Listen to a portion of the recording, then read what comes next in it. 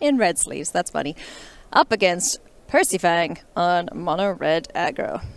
Surveilling a Meringue River region into the bin as the first game action of the finals.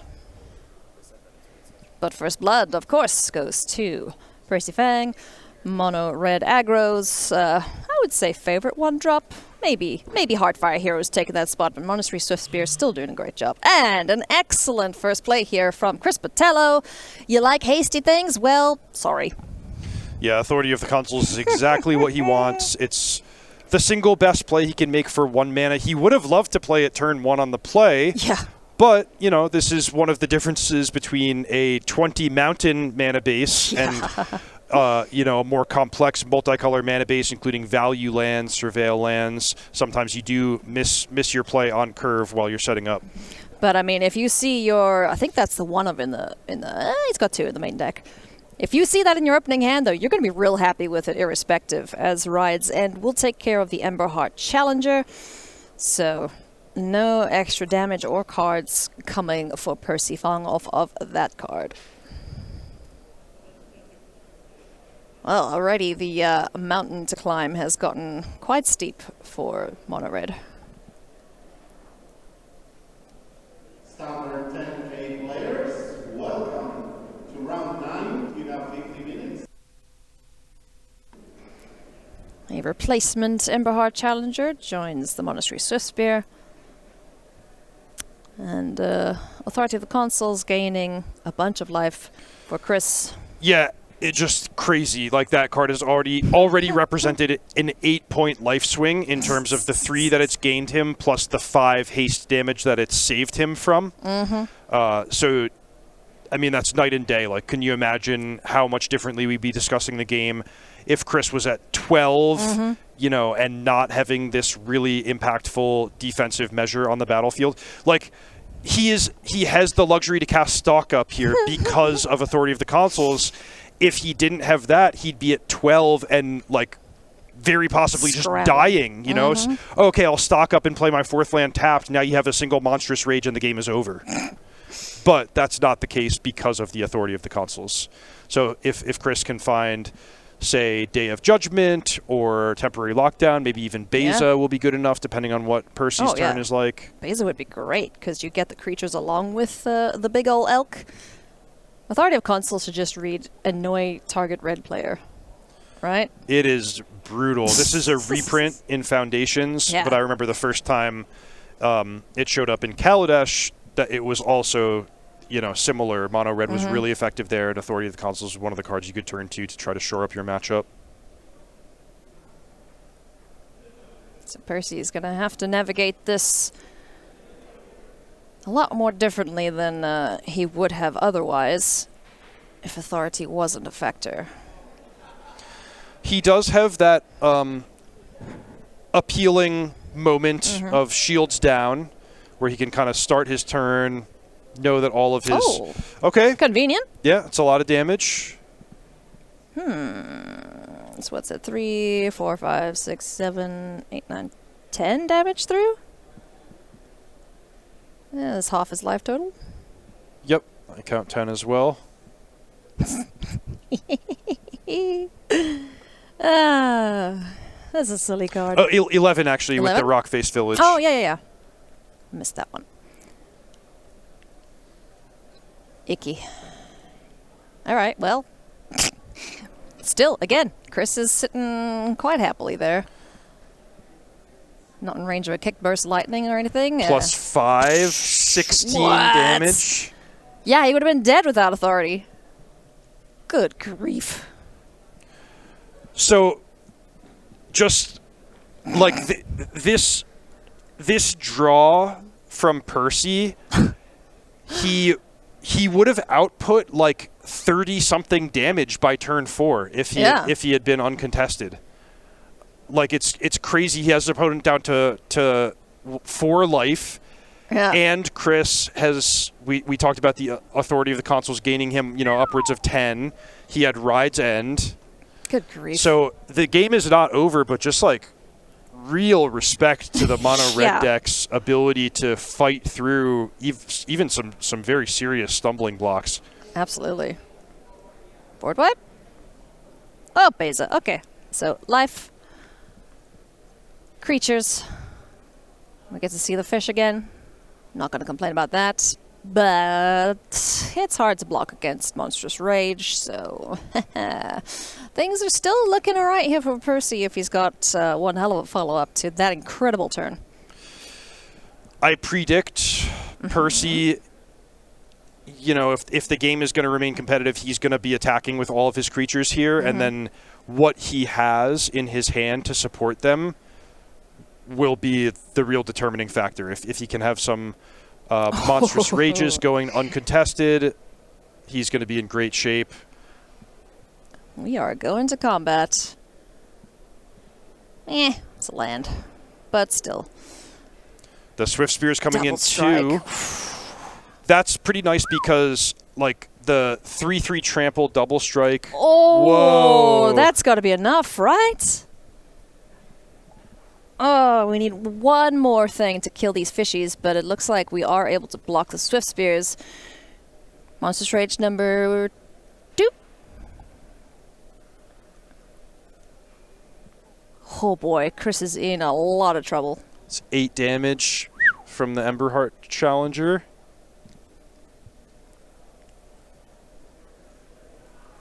Chris is real chill about about going to, what, 1? This is a player announcement for Jesse Parnell. If you were in the hall, please come to the main stage for a lost item.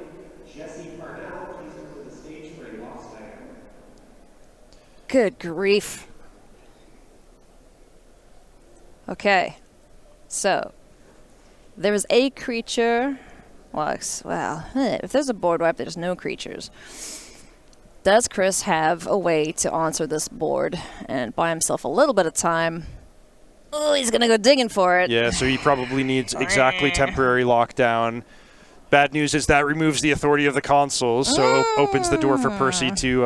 Oh, yeah, then basically anything in his deck is Rockface Village. right, yeah, any haste creature, any burst lightning. Ugh. Wow. Holy smokes. Percy Fang picking up game 1 here. On the play, which he needed. No, was he on the play or the draw?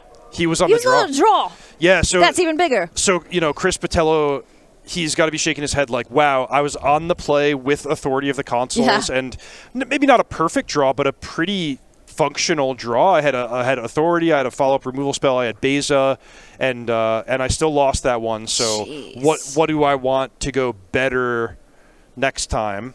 He does have a pretty good sideboard, you know, additional... Well, that's actually the 4th copy of Beza.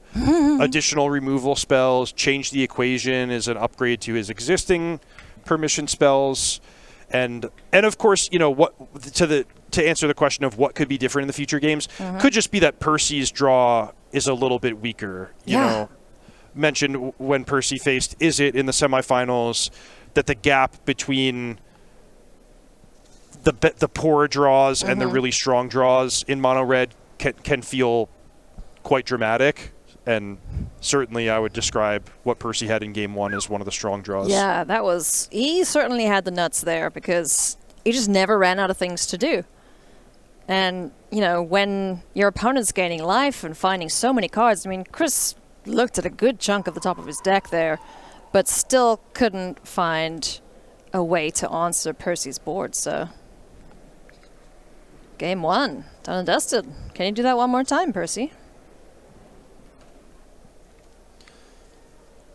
Sun, spine, links. Sun, spine, links.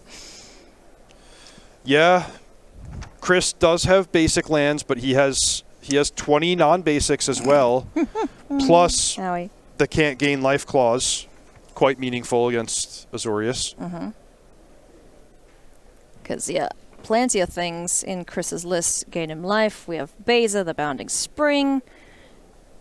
We've got authority of the consoles, an extra copy of each in the sideboard too. Oh no, both authorities are in the main deck. Sheesh. All right, so I'm thinking Beza, 2 change the equation, 1 Elspeth's Might, No More Lies, probably a fine option, especially when you're going first. Probably looking at those 5 and then just trimming some of your clunky stuff. 2 copies of Jace the Perfected Mind. Those are coming right out. Yeah. Overlord of the Mistmoors is an interesting one because I think it's definitely worse than Beza for the same mana cost. Yeah. But, you know, still a totally passable card that can get you on the board and help you close the game when you're ready. Do you think the Regent's staying? I don't think he can cut all of the Regents. If you wanted to tell me, okay, I'm going to trim down from 3 down to 2 just for mana curve reasons, be a little bit leaner, I could believe it. But I think that's probably a card that he's going to want to keep in some numbers. I'd probably be more looking at some of the clunky permission spells, like upgrading my 3 steps ahead and my negates to No More Lies and change the equation. Yeah. Change the equation, answering pretty much all of Percy's deck. And he'll be hoping to find some of that, as well as ways to just clear that battlefield. Friends, if you have enjoyed the coverage this weekend, help us give a big shout out and a thank you to our sponsors, Beckett and Dragon Shield. If you want to get your cards graded, you can send them to Beckett, get them in a fancy slab, give them a nice rating, and show it off. Be proud of it. Stick it on your mantle. Dragon Shield, protect your decks, and sleeve up your cards in some of the best in the business. So big thank you to our sponsors, and a big thank you to everyone at home for joining us. It's been an absolute blast this weekend. Standard is so good right now. Meticulous Archive will surveil a card to the top here for Chris Botelho, and we are underway, game 2. Meow. Looks familiar. It comes in tap, but that's just because he just skipped the move to attack step. That's the good kind of coming in tapped. Coming in, swinging. Love it. Turn 2. In with the Swift Spear once again, taking little chips out of Chris Botelho's life total here. Second main phase, Manifold Mouse gets to resolve. All right, Chris. Are we going to play land go or... Hey, nice, okay. Found it this time around. Temporary Lockdown takes the threats off the board.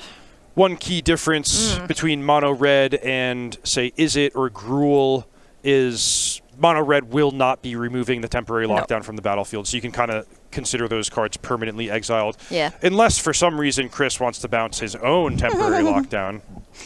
Why would he do that? Self-sabotage. Screaming Nemesis hits the board here for Percy, so finding more threats, and is going to be enough to cost that Day of Judgment. So get that off the board, says Chris Botelho. The board sweepers that Chris was missing. dying for in game 1, now he has 2. Sir, slow down.